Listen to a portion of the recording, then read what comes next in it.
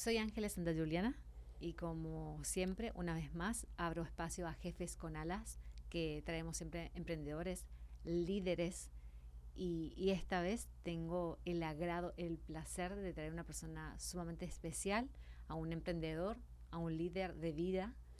Él es Gabriel Colmenares. Bienvenido.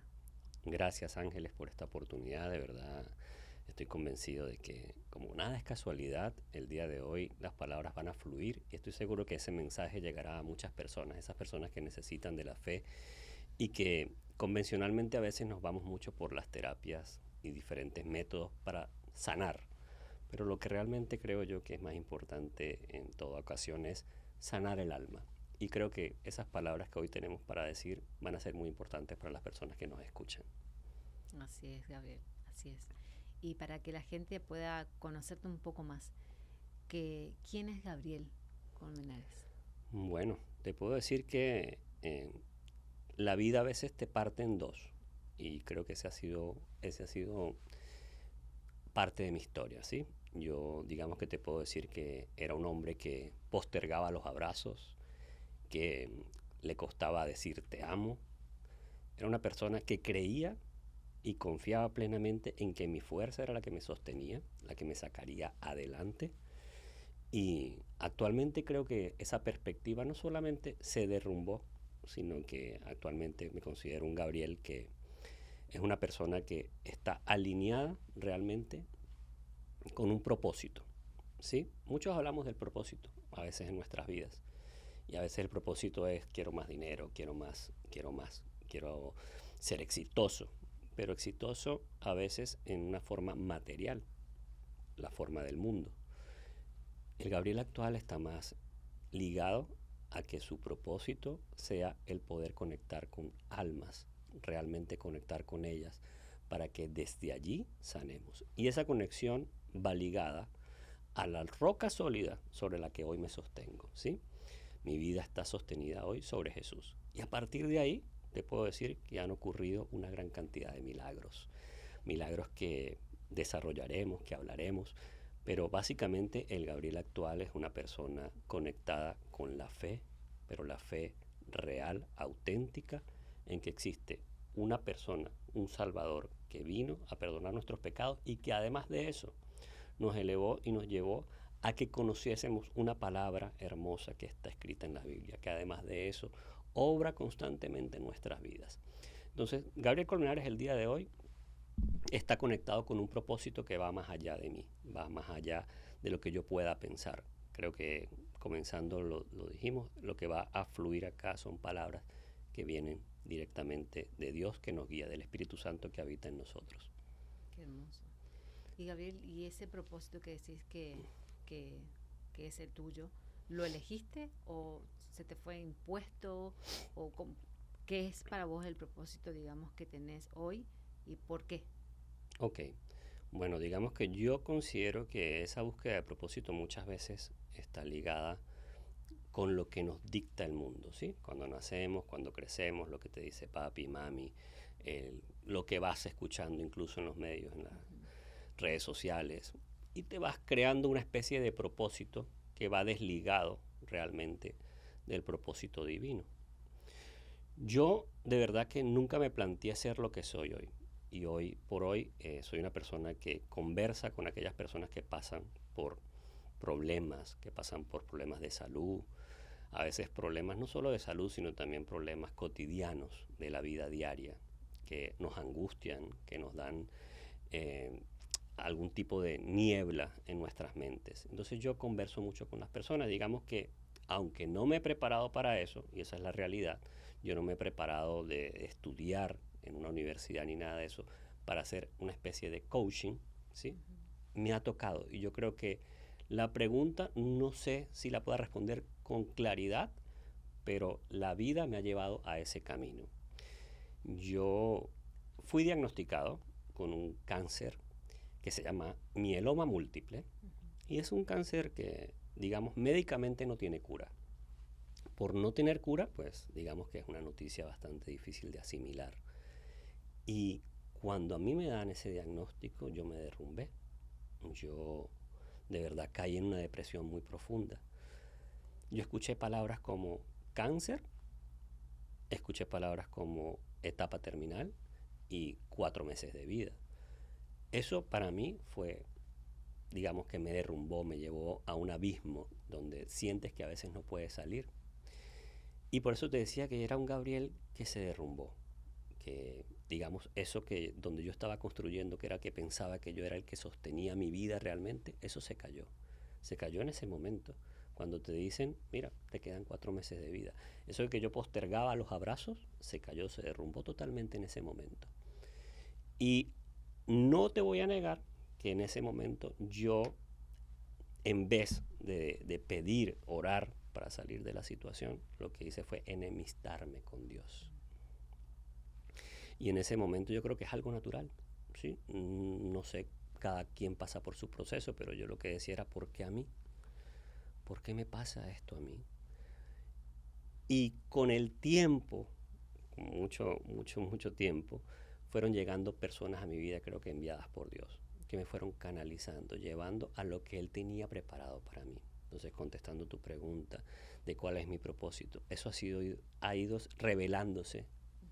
Y actualmente incluso me encuentro en una construcción de mi propio ser y sigo orando con Dios para que me siga llevando a donde quiera que esté, a donde quiera que yo esté y lo que quiere que yo haga por los demás, porque ahora es una vida de servicio, ya no es una vida que quiere estar solamente para que yo sea próspero, sino yo lo que quiero en este momento es que las personas encuentren lo que yo encontré, la paz, que no se encuentra en ningún otro método que no sea Jesús. Bellísimo. ¿Y cómo llegaste a esa tan anhelada paz que hoy incluso te animas a decir con semejante diagnóstico? Que es como decís, o sea, cualquiera se derrumba con algo así. ¿Qué te hizo sostenerte en ese momento o en ese proceso? Y cómo hoy podés hablar de paz. Sí, sí. Vuelvo y te digo, no es sencillo, ¿sí? Uh-huh. Y creo que cada persona debe vivir sus momentos y sus etapas de vida como mejor se sienta. En ese sentido, yo me enemisté con Dios. Comencé a pelear, a decir que porque a mí, tan joven. De hecho, la enfermedad es una enfermedad sumamente rara y es tan rara que solamente da a partir de los 70 años. Es lo más común que se dé a partir de los 70 años. Cuando a mí me diagnostican yo tenía 39. Wow. Estaba a punto de cumplir 40. Entonces, allí yo te puedo decir que yo no me lo podía creer. O sea, no fue algo de verdad fácil de asimilar. Y en esa depresión, yo recuerdo una de las cosas que me puse en mi mente fue querer salir del hospital donde estaba, donde fui diagnosticado. Para echar el cuento corto, yo entro al hospital porque el día anterior me hice unos exámenes de rutina con un médico primario porque tenía una preocupación por una espuma en la orina. Y yo voy al médico para decirle, mira, quisiera saber qué es esto. Me hacen exámenes de orina, de sangre. Me dijeron que posiblemente era una infección, que no me preocupara. Pero al siguiente día, a mí lo que me dice, me llama el médico, ¿está sentado? Y le digo, ¿qué pasa? Bueno, tus papeles se traspapelaron y me están llegando acá, porque ese resultado tenía que salir a la siguiente semana, me están llegando. Y lo que me dicen es que tienes tu función renal en 20%. Está sumamente baja. De un 100% tus riñones funcionan al 20%. Necesito que te hagas un eco de emergencia. Bueno, yo asustado, no podía, temblé, caí sentado de una vez en el piso. Yo me encontraba trabajando en un yate, ese era mi trabajo, limpiando un yate, y caí sentado por la preocupación. Llamé a mi esposa, le dije, necesito que me consigas donde hacerme un eco, me están diciendo que tengo esto, necesitamos hacernos un eco de emergencia. Ella también se puso a temblar, normal, lógico, y fue a mi hermana, que también vive acá en los Estados Unidos, y mi hermana fue la que comenzó a canalizar cómo podíamos hacer para hacerme un eco. Ella llama a alguien que es la que la asegura a ella, y esa persona me dice, permíteme llamar a tu hermano. Ella me llama y me dice, no hagas una cita para un eco, vete a una emergencia inmediatamente. Yo cuento todo esto porque puede ser un poco largo, pero es que es una serie de sucesos que acontecieron para que yo consiguiera la paz. Ese es el hospital donde yo creo que te tienen todos los aparatos para que vean qué pasa. Yo hice caso. Yo pude ir parado en cualquier otro hospital. Yo pude haber asistido a cualquier otro hospital, pero yo fui a ese que ella me dijo. Mi esposa me busca, nos vamos. Mi cuñado me buscó con mi esposa no quería manejar, me busca mi cuñado. Nos vamos al hospital. Llegamos allí y empieza, vamos a sacarte sangre, vamos a hacer esto, vamos a hacer aquello. Muchos exámenes durante muchas horas, vamos a hacerte un eco. Y comenzaron. Ya para las 9 de la noche, debo decirte que ya me encontraba un poco desesperado y de verdad necesito saber qué pasa. Porque tantos exámenes, ya me han pinchado infinidad de veces el brazo y han buscado en cantidad de exámenes de rayos X y todo. Y no entiendo, todavía no me dicen qué tengo. Me dicen, no encontramos nada, te vas a quedar a dormir acá. Te vas a quedar a dormir aquí. Ok. Tu esposa que se vaya para la casa porque ahorita en este momento lo que necesitamos es llevarte a que te hagan un MRI, que sería como una resonancia magnética completa de todo el cuerpo. Y ella que se vaya a su casa porque esa resonancia va a durar bastante tiempo. Después de ahí te vamos a llevar a un piso de hospital donde vas a pasar la noche. Me llevan al MRI y cuando entro al MRI me dijeron vas a durar 2 horas aproximadamente. Pero pasó algo, como a los 40 minutos deduzco yo, paran todo. El MRI es que entras en una cámara acostadito, como en una camilla, y entras allí y estás como dentro de una cápsula y por allí pasan ondas que van escaneando tu cuerpo. Paralizan todo a los 40 minutos y me sacan. Yo sentí, yo no duré 2 horas, esto pasó muy rápido, me están sacando. Me sacan y cuando me sacan parece una escena de película donde hay muchos doctores a mi alrededor. Y los doctores comienzan a hacerme preguntas. ¿Cómo te llamas? Yo doy mi nombre, ok. Te vamos a llevar a una operación de emergencia para ver si puedes recuperar la movilidad otra vez. Y ahí entré en un poco de pánico. Le dije, ¿qué movilidad? Me disculpa. Sí, porque actualmente como estás, pues perdiste la movilidad motora de tu cuerpo, ya no te puedes mover, entonces necesitamos ver si podemos arreglar eso. Y les dije, me disculpan, pero yo entré caminando. Yo me senté en esta camilla y ustedes me están haciendo estos exámenes. Uno de ellos sale inmediatamente, vuelve y entra y le dice a los demás médicos, sí, sí es él. ¿Tú puedes caminar? Y yo, sí, me levanté, me paré, caminé. Y me dicen, es imposible que camines. Tú tienes fracturas en todo tu cuerpo. Prácticamente todo tu cuerpo está fracturado. Y eso incluye incluso hasta el cráneo, tiene huequitos en el cráneo. Tu columna vertebral, tu cervical está prácticamente desaparecida. Y tú me dices que puedes caminar. Yo no te lo digo, te lo estoy demostrando. En ese momento ya me había parado, me agachaba, hacía fuerza. Me decían, no entendemos, de verdad que no entendemos. Vamos a pasarte a un cuarto de hospital y vamos a evaluar qué pasa aquí. Bueno, esa fue mi primera impresión con la enfermedad, ¿no? Ahí no teníamos un diagnóstico, pero sí sentí que era algo fuerte. Uno de los médicos me dijo, vamos a mostrarte las placas para que tú veas. Y le dije, no me muestres nada. Yo me disculpo, pero de verdad que eso me alteró un poco y no quería verme en ese estado, ¿no? Aunque fuera un esqueleto, no quería verlo. Luego, a las 4 de la mañana de ese día, cuando ya estoy en mi cuarto, llega un doctor a la habitación. Ese doctor comienza a hablar conmigo. Y ese doctor me dice, ¿cómo llegaste tú aquí? Bueno, yo le comienzo a echar todo el cuento de que por la orina, de que me hice un examen y bueno, salió que el 20% en los riñones. Entonces, pues esa es mi historia. Me dice, ok. Y yo, en ese momento que estamos hablando y conversando, yo estoy en un cuarto de habitación de hospital, todo está apagado, eran las 4 de la mañana y él solamente me había preguntado si estaba despierto para conversar, pero él nunca prendió la luz. Un rayo de luz entró por la puerta e ilumina su pecho y en su pecho estaba su portanombre y ese portanombre decía oncólogo. Cuando yo leo eso, de verdad entré en pánico. ¿Sí? Mantuve la calma, pero por dentro estaba temblando. Y le digo, doctor, dígame qué cáncer tengo.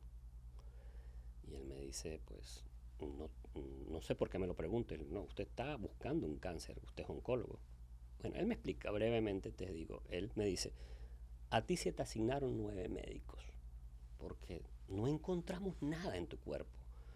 Hemos hecho examen de sangre para saber si es una leucemia, no es leucemia. En todos lados de tu cuerpo hemos buscado tumores y no encontramos tumores. Entonces se nos hace difícil saber qué pasa, pero algo pasa. Algo en tu cuerpo te está fracturando totalmente. Y yo le digo, pero ¿por qué usted entonces viene a las 4 de la mañana a hacerme preguntas? ¿Usted sospecha de algo? Y me dice, sí, yo sospecho de algo, pero es una sospecha. ¿Y de qué sospechas? No te puedo decir. Acá todo es demandable. Si yo te digo algo que resulta no ser, me puedes demandar por haber mentido o haberte hecho creer algo. Seguí hablando y conversando con él. Le digo, doctor, no me deje así. Dígame, ¿qué cree usted que tengo? Yo no voy a hacer nada, ni voy a hacerle nada malo. Así no sea eso.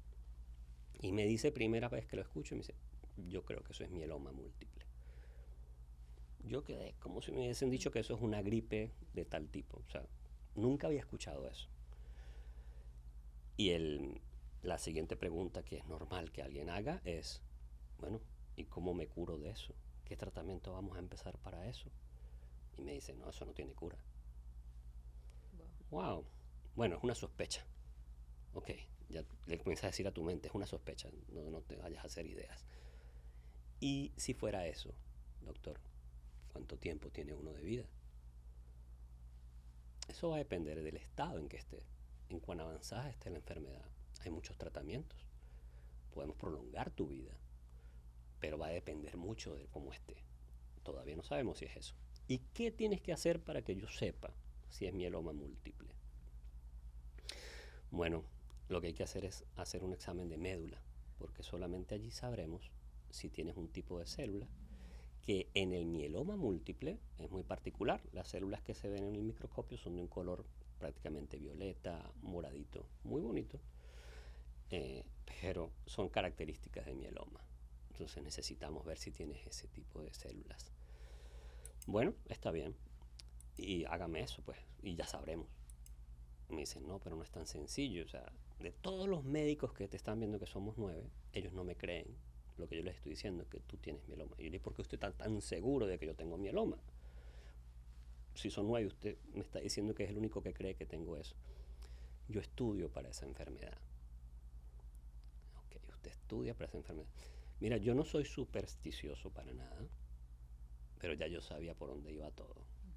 Yo sentía dentro de mí que todo se estaba alineando, que esa persona hubiese caído dentro de los 9 médicos no era casualidad. Le digo, bueno, ¿y qué tengo que hacer, doctor, para que usted me haga ese examen de médula? Mira, eso es un examen en el que entro con un taladro a la médula y es sumamente doloroso. La anestesia que se puede colocar solamente sobre la piel, pero una vez que traspasas la piel, es el hueso lo que sientes con un taladro. ¿Tú aguantarías eso? Claro que lo aguanto, doctor, porque necesito saber si es eso. Bueno, si tú dices que lo aguanta, dame tu palabra de que aquí en esta cama, en esta misma cama, te hacemos ese examen. No vamos a ir a un quirófano porque si no nos vamos a demorar más en papeleo. Yo te voy a traer unos papeles, tú los firmas, me das autorización y tú dices que sospechas que tienes eso. No que yo te dije que tú tienes eso. Y bajo esa sospecha de que tú tienes eso, hacemos ese examen. Pero lo hacemos acá mismo, en la camilla, en la cama de acá, donde estamos ahorita. Yo lo voy a hacer por mi cuenta cuando termine mi guardia a las 5 de la tarde, yo vengo. Es muy curioso, bueno, porque luego yo no quería decirle a mi esposa. Mi esposa llegó a las 8 de la mañana para decirme que cómo estaba, que aquí habían encontrado. Y yo pues estaba, le digo, no le digo, porque es una sospecha. ¿Para qué le quieres decir? Si es una sospecha. Exacto. La vas a preocupar todo el día. Ya yo estoy preocupadísimo. Así que decidí no hacerlo. Y cuando llegó las 5 de la tarde, yo le decía, estaba acercándose a las 5 de la tarde, le decía, hay que ir a buscar a los niños al colegio, anda, para que busques a los niños al colegio. Para que se vaya. Sí, Dios porque no mío. quería que ella estuviese presente. Bueno, yo recuerdo que ella sí se convenció, sale de la habitación, pero ahí entra inmediatamente, fue muy puntual el doctor y entra a las 5 en punto a la habitación. Ahora sí vamos a saber si es cáncer. Él lo decía de verdad que tal cual como te lo cuento, de forma de repente un poco jovial. Sí, él estaba interesado en saber si era cierto lo que él presentía. Y no, de repente uno lo puede mal interpretar, porque no era que se estaba burlando, pero mi esposa cuando escucha eso, lo dice casi que cantando, ella se regresa, cáncer. ¿Qué pasa aquí? Mi amor, hay una sospecha, le dije. El doctor muy amablemente se ofreció a hacerme un examen. Él realiza el examen. Empieza y dice, mira, este es el taladro, lo prende, suena como un taladro de pared, esto va a entrar en la columna. Sin anestesia encima. Entonces, eso es sumamente fuerte. Y no solamente eso, que después con el tiempo me entero de que esto se practica así desde hace mucho tiempo. Es así que se debe hacer. Entonces el doctor le dice, ¿te quieres quedar? Le dice a mi esposa. Y ella dijo, sí. Bueno, dale la mano, él se va a colocar en posición fetal y ya vamos a empezar. No vayas a gritar porque en el momento que grites, paro. No hacemos esto. Mira, ese momento fue difícil, ¿sí? Pero mi esposa está agarrándome la mano. Yo me concentro, me acuerdo en mirar a la pared, no a ella, sino a la pared. Y en ese momento que estoy mirando a la pared, lo primero que me viene a la mente fue cómo soportó Jesús haber sido crucificado. No porque me quiera comparar con él. Dije, lo que yo voy a vivir actualmente, ahorita, en este momento, dentro de unos segundos, es insignificante al dolor que él vivió. Así que yo tengo que aguantar esto. Eso fue lo que yo me dije. El Señor entra y con su taladro lo enciende y prende y eso comienzan a taladrar tu columna. Es el dolor más fuerte que puedes sentir. Bueno, en mi caso ha sido el más fuerte en toda mi vida. Sientes cómo todo se conecta en tu cuerpo, cómo todo comienza a sentir dolor desde la punta de los cabellos a la punta de los pies. Comienzas a sentir dolor en todo el cuerpo. Todo se expande y es de verdad bastante difícil ese momento, pero pasó. Él saca la muestra con la connotación de que cuando saca la primera muestra me dice, no salió de 2 centímetros y la necesito de 2 centímetros. Resulta que donde entró había un hueco en la columna. Más adelante me dicen que el mieloma se come los huesos, entonces te queda como un quesito todos los huesitos. Entró precisamente a donde había un hueso y no le sale 2 centímetros. Tengo que volverlo a hacer. No. Lo hace una segunda vez y allí afortunadamente sí salieron 2 centímetros. Con todo ese dolor, yo creo que la preocupación era más fuerte aún. Claro. Y me dicen, media hora estoy aquí. Media hora. O sea, media hora fue eterno. Mira, bueno, él llega nuevamente, casi que sonriendo. Wow. Y me dice, sí es mieloma. Fue un momento, digamos, difícil de asimilar. Porque la sospecha para mí seguía siendo, mira, prácticamente yo lo decía siempre, esto es un 90-10, un 90% de que yo no tengo esto, 90% que no. Y cuando te dicen que sí, mi esposa está parada y yo recuerdo lo primero que dije fue, Dios, yo voy a aceptar esto, pero dale fuerza a ella, dale la fuerza para aceptar esto. Y en ese momento, en ese preciso instante, alguien entra, una enfermera, y la abraza a ella. Yo sentí que fue enviado por Dios. La abraza y le dice, mira, yo también pasé por un cáncer y lo superé. Tranquila, confía en Dios. Esas palabras se las dicen a ella y yo las tomo para mí también. A la par que le están diciendo eso a mi esposo, yo le digo al médico que se acerque a mi oreja y me diga, ya habíamos conversado en la madrugada, dime qué etapa estoy.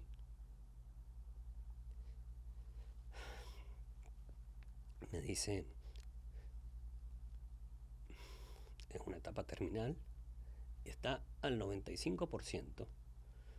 95%, doctor, ¿qué quiere decir? El 95% de tus células son cancerígenas. 95%. Me dice, yo nunca había visto esto. Estudio la enfermedad, pero yo no había visto tal cantidad de células. Es muy difícil, Gabriel. Lo que posiblemente vaya a pasar acá, eso todo me lo está diciendo acá, mi esposa está siendo abrazada, es que el seguro no te vaya ni siquiera a querer dar un tratamiento. Y dije, bueno, hablemos de tiempo. Dime cuánto me queda. Mira, con lo que te vayan a dar, que es como una especie de paliativo, posiblemente sean 4 meses de vida. Bueno, a toda esta yo decía a mi esposa, no le puedo decir nada de esto. Ya sabe que es un cáncer, pero ahora viene después la discusión de qué tipo de cáncer y todo, cómo lo vamos a hacer. Y el doctor me dice lo siguiente, inmediatamente me dice, se para otra vez y me dice, Gabriel, si quieres empezamos hoy con un tratamiento, pero de mi parte vamos a empezar con un tratamiento. Mientras el seguro te aprueba y todo eso, va a pasar mucho tiempo. Si tú quieres, lo hacemos. Y yo le dije, claro que sí, pero hay una condición, Gabriel, tienes que firmarme ciertas cosas. ¿Sabes por qué? Porque como nada más tienes el 5% de células sanas, es muy difícil que aguantes una quimioterapia el día de hoy. Y la quimioterapia la tengo que colocar con esteroides. Entonces es muy fuerte, Gabriel. Muy fuerte que aguantes, que puedas vivir. Y bueno, para hacer el cuento corto, acepté la quimioterapia. Acepté los esteroides. 7 de la noche empezamos la primera quimioterapia. Yo quiero llegar a esto, es que el día anterior, 24 horas antes, yo estaba montado en un barco, limpiando. Este espacio es presentado por Equilibrio. Todas las personas tienen una gran historia y cada persona tiene un paso a paso, una experiencia que puede ser tu referencia. El mío está todo acá. Con jabón, con cepillo. Y ahí estaba yo recibiendo mi primera quimioterapia. La primera quimioterapia de mi vida. Y para mí era irreal todo lo que estaba pasando. Verme en un cuarto de hospital, recibiendo una quimioterapia, una enfermedad que no era curable, que te quedaba poco tiempo. ¿Cómo encontré la paz? Yo te puedo decir que no. Ahí no se encuentra la paz. En ese momento todo pasa demasiado rápido. Eso que te dicen de que el tiempo en esas noticias se pasa rápido. Mira, venía una noticia tras otra. Y en ese momento que firmo para que coloquen la quimioterapia me dicen, se puede matar. Pero si no la aceptas igual te mueres pronto. Había que aceptarla. Sentí un dolor muy grande cuando pasan la primera quimioterapia con los esteroides. Sentí que me estaba quemando por dentro. Casi dejó de respirar, me calmaron y afortunadamente la pude recibir. Yo, para el momento que todo esto está pasando, me había alejado de la fe. Cuando yo era joven, yo quería ser sacerdote. O yo sentía que esa era mi vocación. Para no caer el por qué no se dio, pues por cuestiones de la vida, yo no fui sacerdote y quedé con ese resentimiento. Y cuando yo no pude ser sacerdote, estudié para una carrera que fue marino mercante, pero que sentía que no era mi vocación. La amo y le agradezco mucho por todas las cosas que viví como marino mercante, pero no era mi vocación realmente. Y como no era mi vocación, yo me alejé de la fe, porque sentí que fue como un rechazo de la fe. Y me alejé. Y ahí estaba yo, otra vez buscando respuestas en la fe. Pero lo irónico de todo esto es que no solamente es buscar la fe. Con los días me fui dando cuenta de que Dios había armado un plan conmigo. El primer milagro, que yo lo llamo esto cronología de milagros, y creo que así posiblemente se pueda llamar un libro que haga de esto. El primer milagro para mí tiene un nombre y es una persona que conocemos, tal vez tenemos un amigo en común que se llama Jonathan Viloria. El primer milagro fue él. Él llegó a un barco donde yo trabajaba en un yate. Yo no tenía seguro médico. Y por alguna extraña razón él me habla de que yo tengo que tener un seguro médico. Un extraño, lo estoy conociendo ese día, y me dice, ¿tú tienes seguro médico? Y digo, no, no tengo. Bueno, ¿por qué no tienes? Tú sabes que te puede pasar algo en este país. Y, pero es que yo entro y salgo del país con el yate, entonces estoy renovando constantemente la visa y pues yo no me puedo apegar a un seguro. No tengo cómo apegarme. Comprométete en que te vas a tener que sacar algún tipo de papel que te permita quedarte en este país y sacamos un seguro médico. Ya mismo te voy a llamar a alguien para que te asegure. Wow. Todo esto te lo estoy diciendo que yo, vuelvo y te digo, soy una persona que muchas veces no cree en esto de supersticiones, pero ese día me dejé guiar. Estoy hablando de eso, fue meses antes de ser diagnosticado. Y ese día él se acerca y me dice que me tengo que asegurar y yo le hago caso. Hablo con la persona, al cuento corto, al otro día estoy asegurado.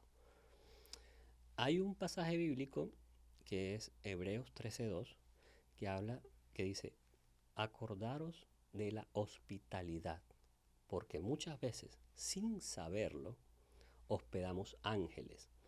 Yo me quedo con ese pasaje bíblico, me lo grabé, porque lo asocio con mi amigo, actualmente mi hermano. Porque él, sin saberlo, ese día estaba hospedando un ángel en él que estaba hablando conmigo y al que le hice caso. Yo esto lo estoy internalizando cuando me están colocando la primera quimioterapia. Y dije, Dios, aunque esto yo no lo quiero, yo no quiero que me estén colocando una quimioterapia. Nada de esto hubiese sido posible si tú no mandas a ese ser a que se presente ante mí, y le hice caso. Yo tengo un seguro hoy gracias a él. Wow. Y Señor, 9 médicos, y uno de ellos sabía sobre esta enfermedad. Estaba al 95%. Esto es increíble. O sea, el médico me dice luego, una semana más, Gabriel, y te mueres. Estas células se multiplican y se multiplican constantemente si no las paras.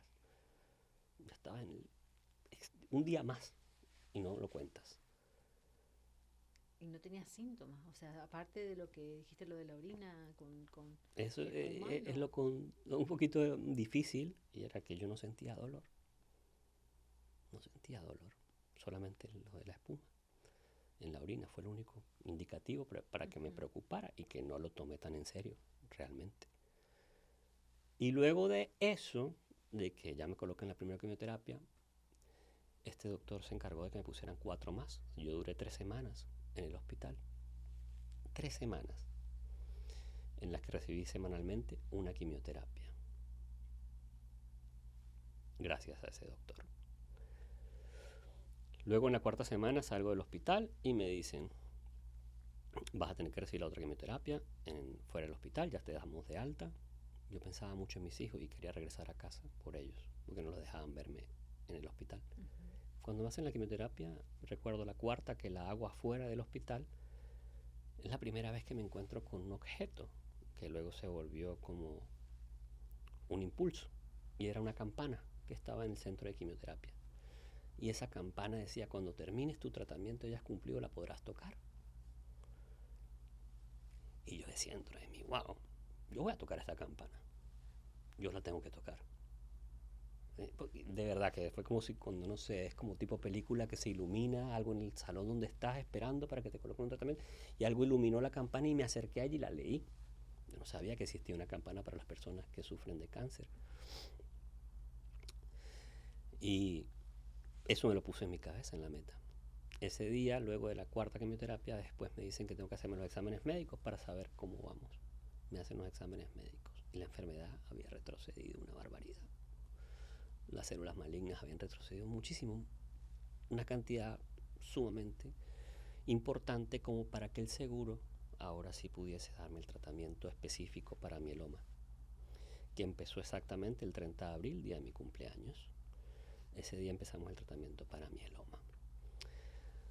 Todo esto me fue llevando a darme cuenta de que había alguien conmigo, alguien que creía cuando yo no creía, alguien que creía por mí. Yo de todo esto, lo único que puedo decir es que nunca estuve solo. Con el tiempo, a mi casa, unos amigos llevaron a un pastor. Llega a mi casa, me habla de Jesús. Y sabes, tú pues en todo esto vas a recibir mucha cantidad de información. Muchas personas van a querer ayudarte desde el corazón, desde lo que ellos conocen. Yo me acuerdo que me llamaban para decirme que tenía que tomar el juguito, no sé qué, tenía que hacer la dieta esta, yo tenía que hacer aquello y hacer lo otro. Pero yo nada de eso encontraba paz. Y acuérdate que te dicen 4 meses y es difícil. Cuando ese pastor habló ese día en la casa, yo sentí algo en mi alma. Y quedé como con una pequeña llama encendida en mí. Acepté a Jesús ese día. Ellos parten de la casa.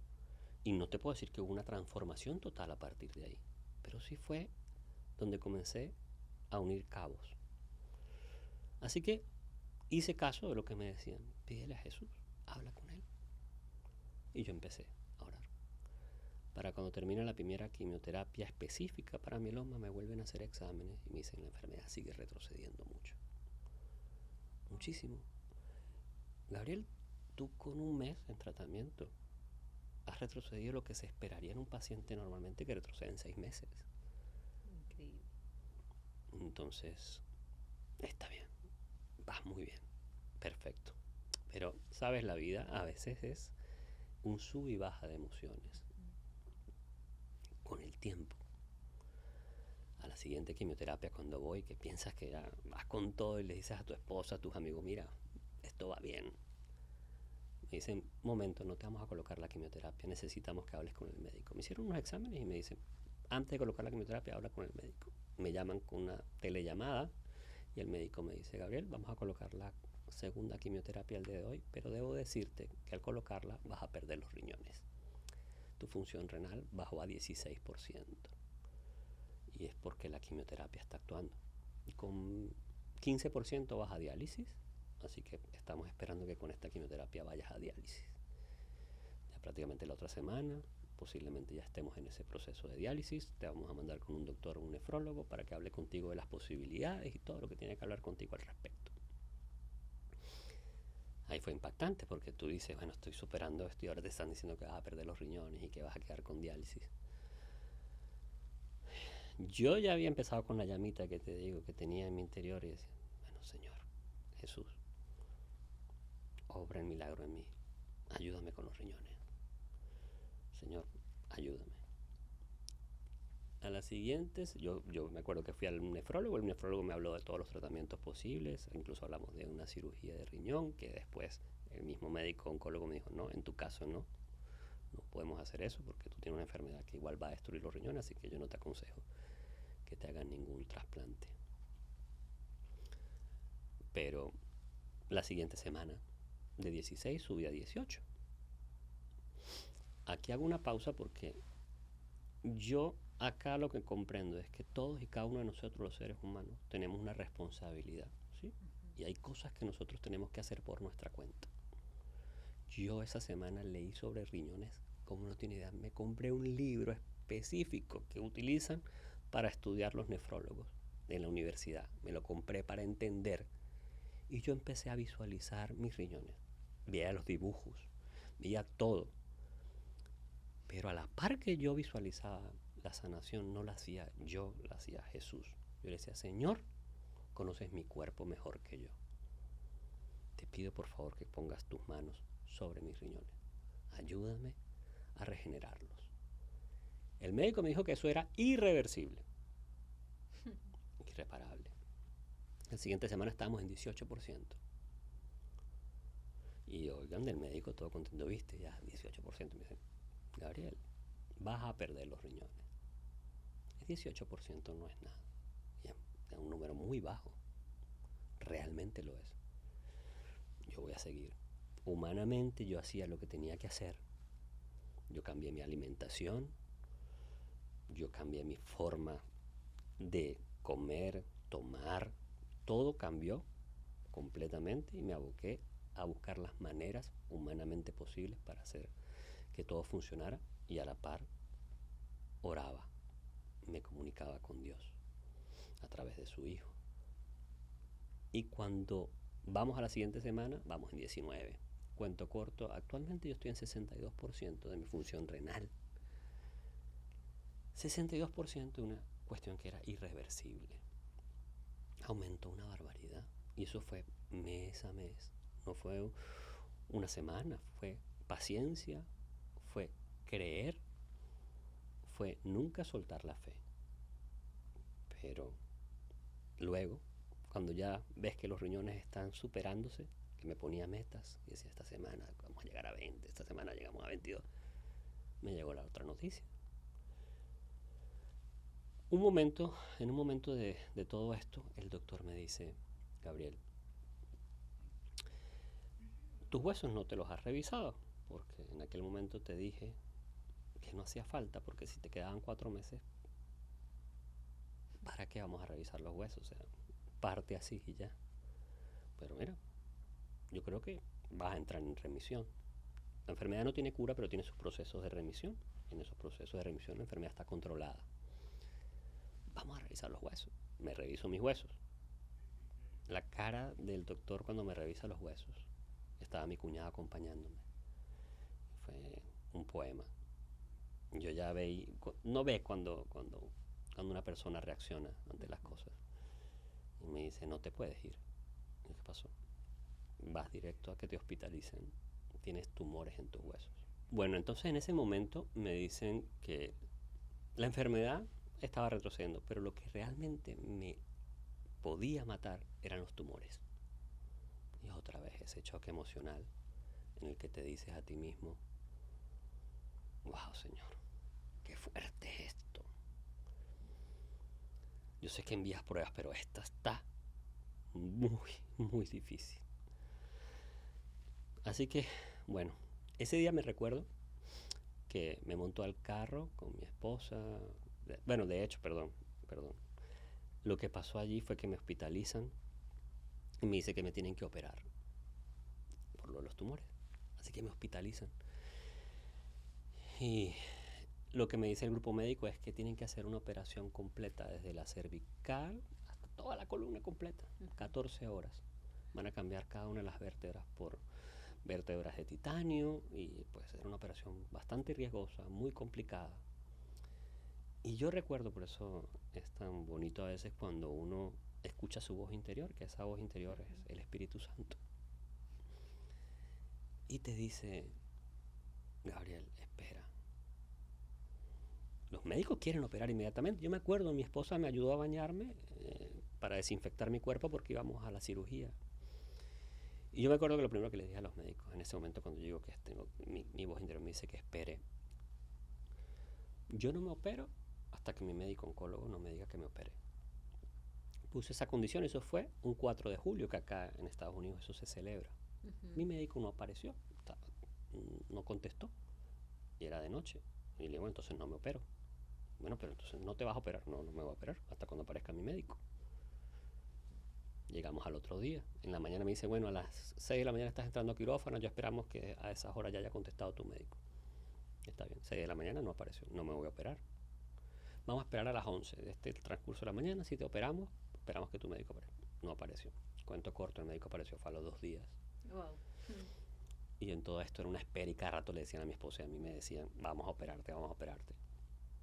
El médico no apareció exactamente él, sino que envió a alguien. Ese alguien se apareció en mi dormitorio y dice, mira Gabriel, el médico lo que te manda a decírselo, antes de decírselo al grupo de médicos cirujanos que te quieren operar, es lo siguiente. Él dice que nunca había visto que a alguien pudiese hacer que la enfermedad retrocediera tanto.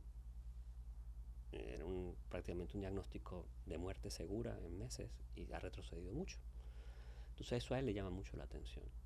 A él le preocupa si te hacen una operación de este estilo.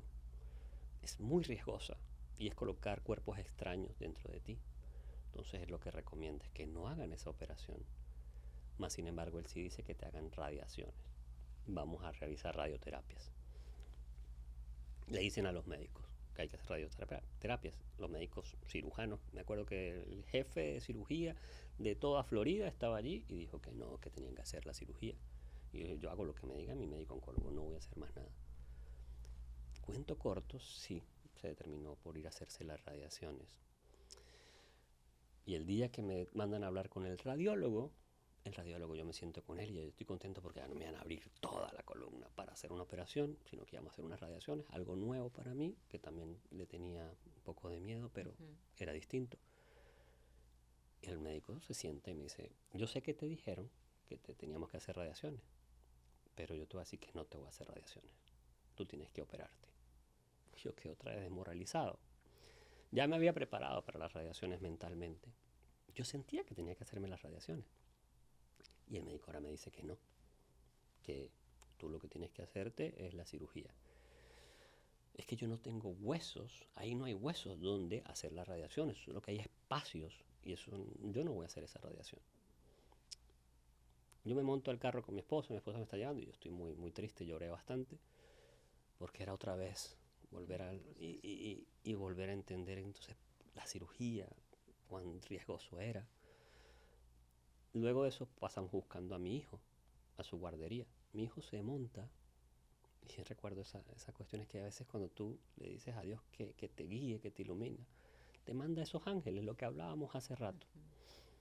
Que cuando las personas van con la hospitalidad no saben que tienen un ángel encima.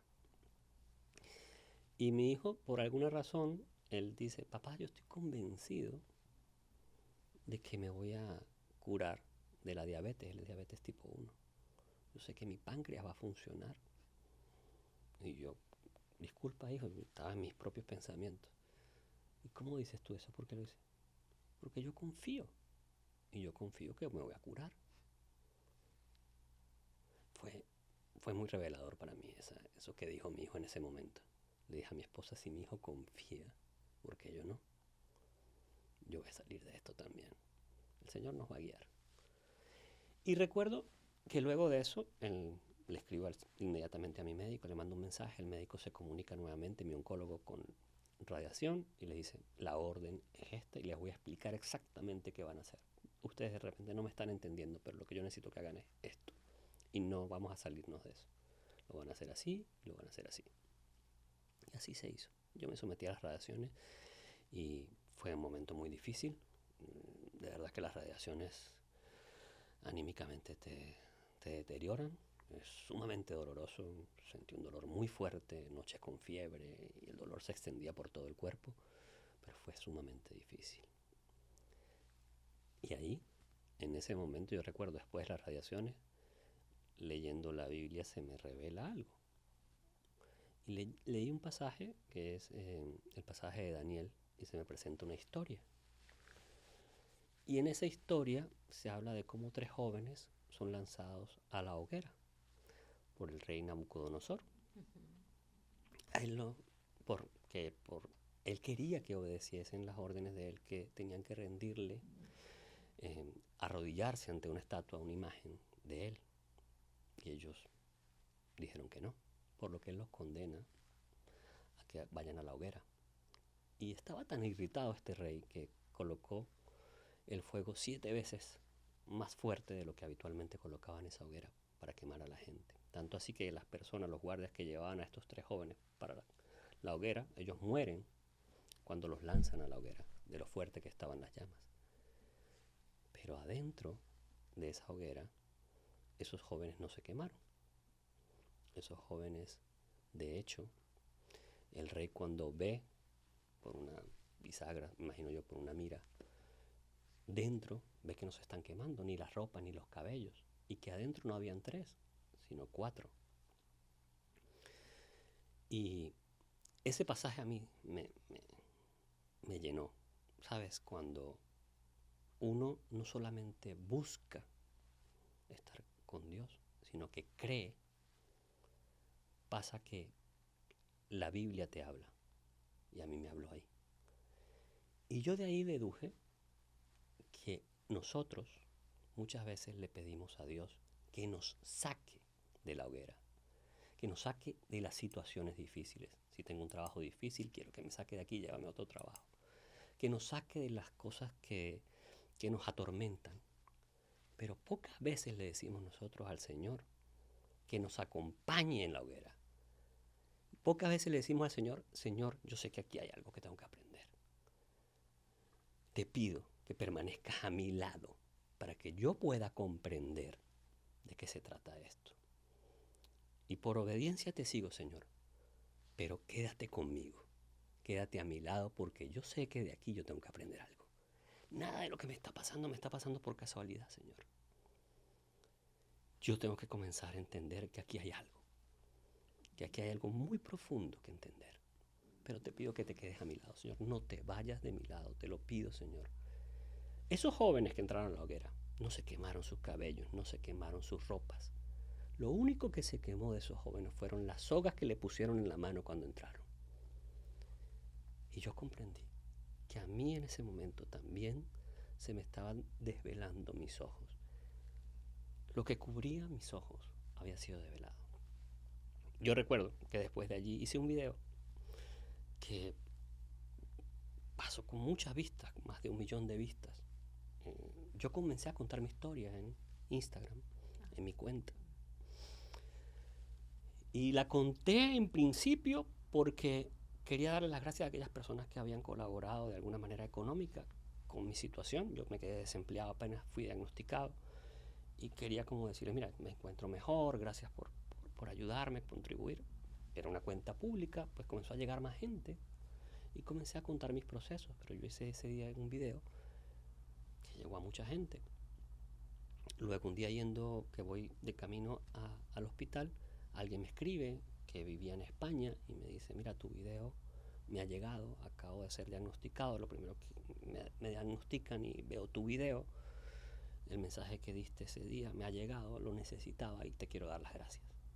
Y yo empecé a llorar nuevamente. Y dije, bueno, yo no pedí esto, no lo pedí, pero lo acepto, Señor. Entiendo ahora que tú quieres que por medio de mis palabras conecte con personas, que los acerque a ti con el testimonio que tengo que dar. Ahí encontré mi paz. Y me disculpas que me extendí muchísimo con tu pregunta de cómo encontré la paz. No fue un proceso de un día, fue un proceso de mucho entendimiento. Y luego de la paz vienen las revelaciones. Luego de que encuentras la paz, aceptas cada una de las cosas con obediencia y muchas veces son difíciles de aceptar. Nadie quiere una enfermedad en su cuerpo, nadie quiere pasar por un proceso tan difícil que deteriora tu cuerpo, que hace sufrir también a tu familia, a tus allegados. El cáncer les llega a todos, no es solamente la persona que lo padece. Wow. Pero sabes, yo creo que todos encontramos también esa paz y esa unión que muchas veces es difícil de encontrar en esos momentos difíciles. A veces te dicen que hay que tocar fondo para poder salir de allí más renovado. Y yo creo fielmente en eso. Yo creo que somos como esa semilla que cuando la plantas se quiebra, que fue llenada con una tierra, que te cubría todo, que te nublaba, pero que en su interior, por plan divino, comienza a quebrarse, fracturarse, pero para que emerja un fruto. Y para mí eso fue la clave de todo esto. La clave de todo esto era que tenía que pasar por un proceso bastante largo, de 1 año, para entender que Dios tenía un propósito en mi vida y que se reveló de esa manera. Y era conectar con la gente. Pasa de 1000 personas con las que he hablado a lo largo de más de 1 año. Como te digo, no me he preparado académicamente, no me he preparado de alguna manera, yo no me siento que soy un psicólogo o un coach. Pero siempre que hablo con las personas, antes de hacerlo, oro. Y que las palabras que fluyen allí sean guiadas por Dios. Y eso ha servido para que muchas personas lo conozcan, para que muchas personas se acerquen a Él. Yo me acuerdo que entre una conversación con mucho miedo, le dije a mi esposa, yo entiendo algo, que tengo un propósito. Y cuando lo cumpla, ahí yo parto. Yo parto de este mundo cuando eso se cumpla. ¿Cuál es el propósito? Se irá develando. Pero no parto de este mundo sin cumplirlo. Y aquí estamos, hasta que Él lo decida. Hasta que Él decida. Porque esa sentencia en piedra que te dicen de 4 meses, esa sentencia en piedra, Él la agarró, la trituró, la pulverizó y la sopló al viento. Y cada día se goza con aquella intensidad real de que es una gracia de Dios poder estar aquí vivo. Todos sabemos que vamos a morir, pero ahora yo tengo algo en mi interior que me dice a mí que soy bendecido, afortunado por cada día, aún más, después de esos 4 meses. Después de esos 4 meses ya todo ha sido bajo su gracia. Y de grandes cosas han pasado en mi vida a lo largo de estos meses. Qué belleza. Gabriel, es imposible cortar y preguntarte algo más porque la verdad es que tu historia es conmovedora, es captadora con todos los sentidos. Amé escucharte sin interrumpirte porque la verdad es que es me sumerjo a tu vivencia, lo llevé incluso a mi terreno. Te vi incluso en ese momento cuando contabas que con un taladro penetraban tu columna y dije, qué gran referencia. O sea, cuando escuché tu historia por primera vez de tu boca, gracias a la oportunidad que Diosito siempre digo que manda siempre ángeles a tu vida, y llegaste en ese momento, escuché tu historia y dije, esto no ni siquiera va de mí, va de muchas personas, como dijiste, que es tu propósito, de ser referencia real, porque nadie puede contar una historia que no haya vivido. Correcto. Y lo más lindo es que sos una referencia de vida, que hay muchas personas que se abandonan y pierden, porque la persona que pierde realmente es porque abandonó antes de tiempo. Y vos sos referencia de eso, de que no abandonás.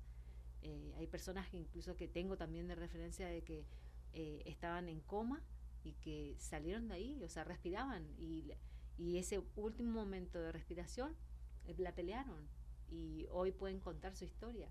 Por eso te agradezco por ser referencia, que justamente de que sí se puede, de que la fe no es una fe de orar, no es una fe solamente de que yo creo en Dios, es una fe, esa yo creo que es como más que nada una fe muerta, porque creer en Dios es hacerlo, Es hacerlo. es caminar, es accionar, y vos lo estás haciendo.